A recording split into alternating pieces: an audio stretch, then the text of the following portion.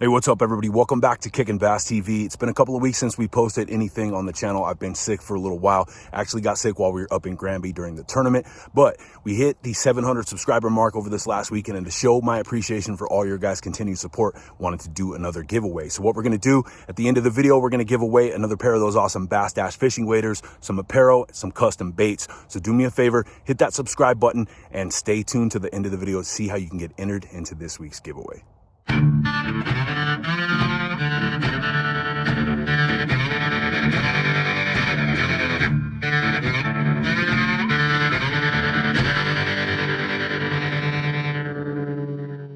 All right, guys, we've been away for a couple of weeks. I've had some issues with my lungs because of the whole COVID deal, but finally starting to feel good enough to get out and do some fishing again. I've had a number of people contacting me for advice on how to target bass through the ice. Since this is Kickin' Bass TV, after all, that's what we're gonna do today. So we're gonna start off by showing you how to break down your smaller bodies of water, talk a little bit about larger reservoirs, lure selection, and hopefully help increase your guys' chances of catching bass, perch, bluegill, those types of species through the ice. Now, if you're fishing a smaller, featureless body of water like this local pond that we're at today, it's not going to have a whole lot in the way of things like fingers, coves, drop-off points, ledges, or offshore rock piles. So it's going to come down to a couple of key factors. First and foremost, where's the deepest point? Because that's where your warm water species are going to be during the winter months. Second of all, is going to be structure and cover. And this can be anything from a concrete pipe or structure to a piece of laid down timber or submerged brush line or tree like we're fishing around the edges of today. All these are great places to start when you're targeting bass through the ice. Electronics are going to make this job 100 times easier for a number of reasons, but if you don't have electronics, don't worry, there's still a number of resources you can utilize that are usually free of charge, like the iBoating app or Google Earth, for instance, that will at least give you a better understanding of the contour of your lake. As you can see, this brush is holding a ton of fish, primarily a lot of smaller bass and bluegills seeking refuge from the chaos, but a lot of adult bass hanging out here as well.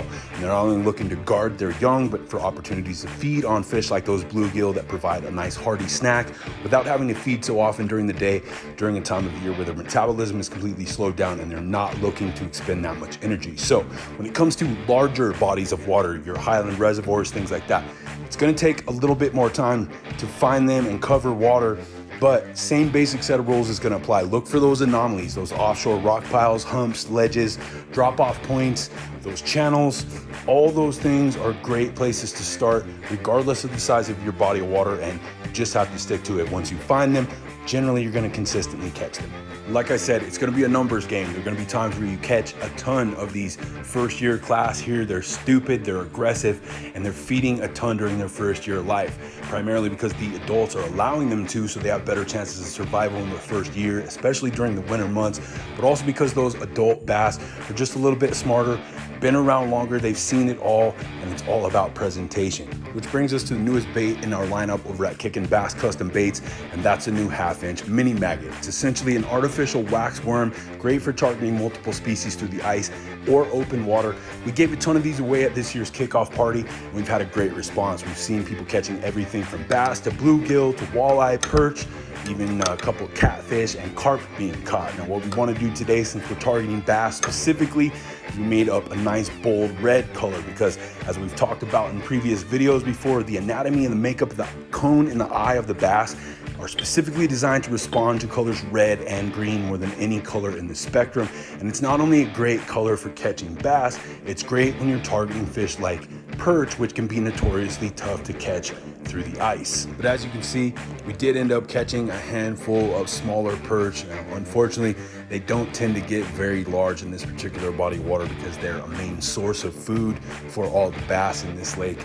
But nonetheless, we had a great time getting out, catching a couple different species, all on a little red 1/2-inch mini maggot. And as you can see, definitely color that they respond to.